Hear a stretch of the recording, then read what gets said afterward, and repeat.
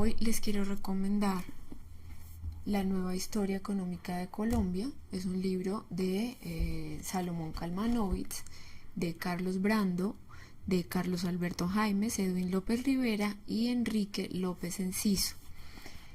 Es una bibliecita más o menos de unas 500 páginas que nos cuenta desde el origen de Colombia como Colombia cuáles han sido todas las vicisitudes socioculturales que nos han hecho económicamente como somos, ¿no?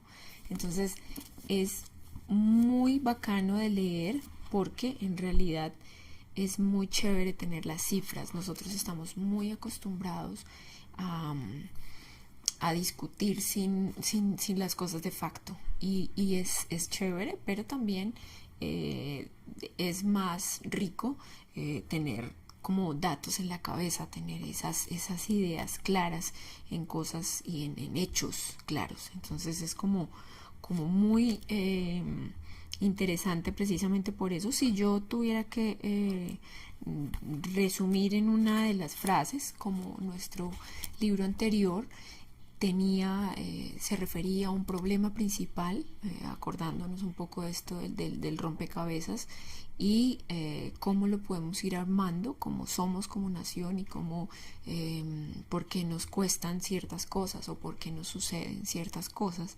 Entonces creo que este tiene una gran idea principal y es los estragos causados por el conflicto interno en la distribución de la tierra y en el consecuente atraso del campo colombiano, ¿no? Este nos va a hablar desde otro lugar, desde otra orilla del análisis de la tierra en Colombia y de, bueno, cómo esto también nos ha hecho tener la economía que tenemos, ¿no?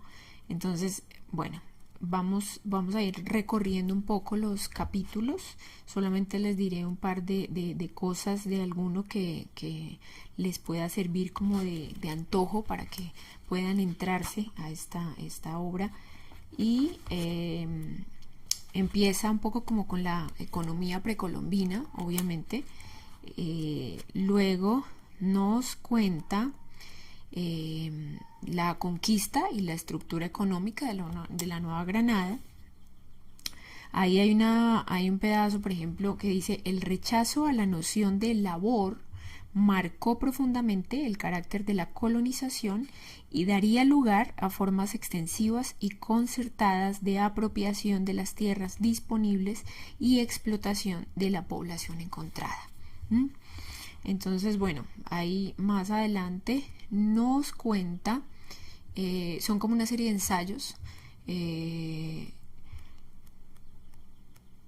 Luego continúa el otro capítulo, que es la independencia y la economía en el siglo XIX. Tiene, obviamente no los voy a contar todos porque pues todos tienen una cantidad de cosas para analizar y para leer. Tiene muchos gráficos. Es muy chévere leer con dibujitos porque en realidad eso nos da también una conciencia, como les decía, de lo fáctico.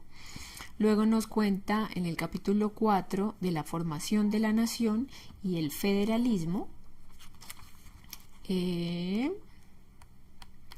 Ahí en ese capítulo pues nos habla más o menos como del origen de los bancos, de la demografía. Luego nos hablan de la evolución económica de 1886 a 1905 y las condiciones políticas del crecimiento moderno. Acuérdense que es como la manera en la que nosotros entramos al siglo XX, que es el siglo pasado, y cómo nos acomodamos como nación desde nuestras creencias allí.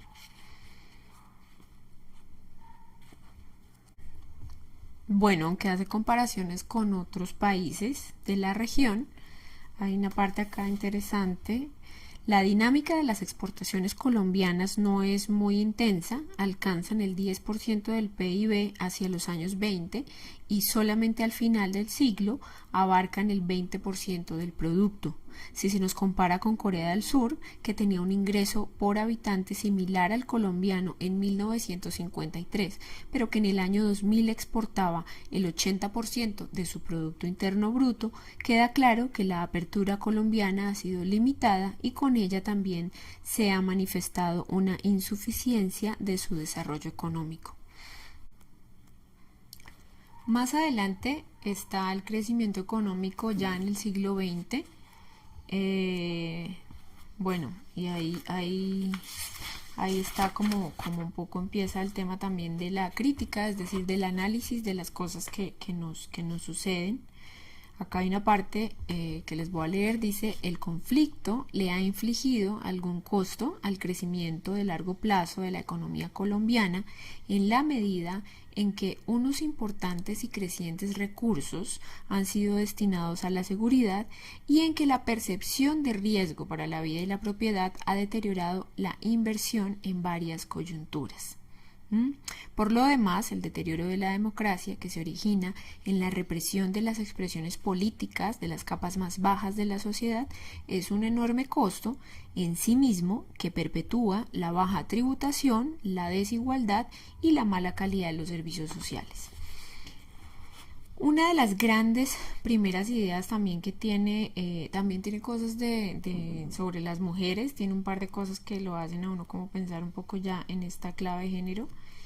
El Estado y la política fiscal, esa nos puede servir como para entender muchísimo de qué se trata esto, que a veces parece otro idioma, pero lo hace fácil de entender.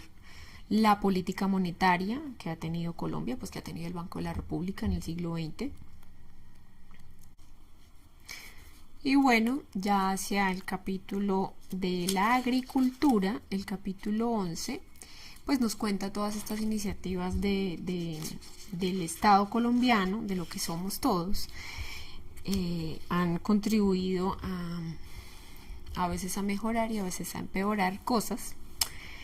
Hay una parte acá que dice: los liberales fueron propensos a utilizar el Estado para intervenir la economía, regular los conflictos, cuestionar los derechos de propiedad ineficientes y canalizar las energías de los afectados a través de una nueva legalidad. Por el contrario, los conservadores defendieron el principio de propiedad privada sin importar su extensión, tal como había sido su legado históricamente, y criminalizaron la movilización campesina y de trabajadores. Ahí como que hay una serie de datos, hay una serie de pues como las políticas públicas que tuvimos a lo largo del siglo XX y más adelante vuelve a nombrar, por ejemplo, aunque la hipótesis pertenece al plano de lo contrafactual, países que tuvieron reformas agrarias en el siglo XX, como Japón, Corea del Sur y Taiwán, demostraron tener menos trabas para su industrialización que los países latinoamericanos, donde ha sido muy difícil reformar la estructura agraria legada históricamente, que es lo que nos cuenta al principio del libro. Y bueno, ya como una conclusión que me parece muy interesante porque parece casi premonitoria, el libro, como les contaba, es del 2019. ¿Ya lo ha contado? No lo ha contado. Bueno, el libro es del 2019 y precisamente nos cuenta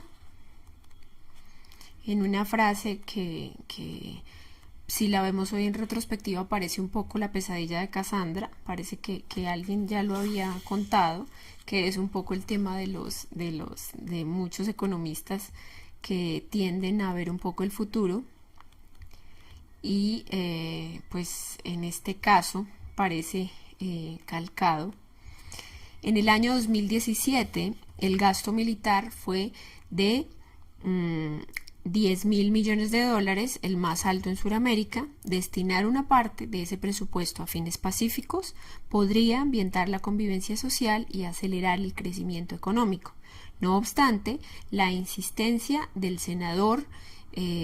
un senador, en destruir todo lo que difícilmente se construyó durante la era de Santos, es un augurio negativo para el futuro del país. Su bandera de reducir impuestos a las empresas debilitará al Estado, la economía no podrá contar con un gobierno más fuerte que lubrique el desarrollo, mientras que sus endebles instituciones democráticas pueden ser fracturadas, abriéndole el paso al autoritarismo, al resurgimiento de grupos paramilitares y al matoneo político. No será fácil en estas circunstancias la obtención de la paz y la transición hacia una sociedad de acceso abierto que aliente y profundice el desarrollo económico en Colombia. Más difícil aún será lograr una sociedad menos desigual que aquella en la que nos ha tocado vivir. Entonces, bueno, un recomendado más es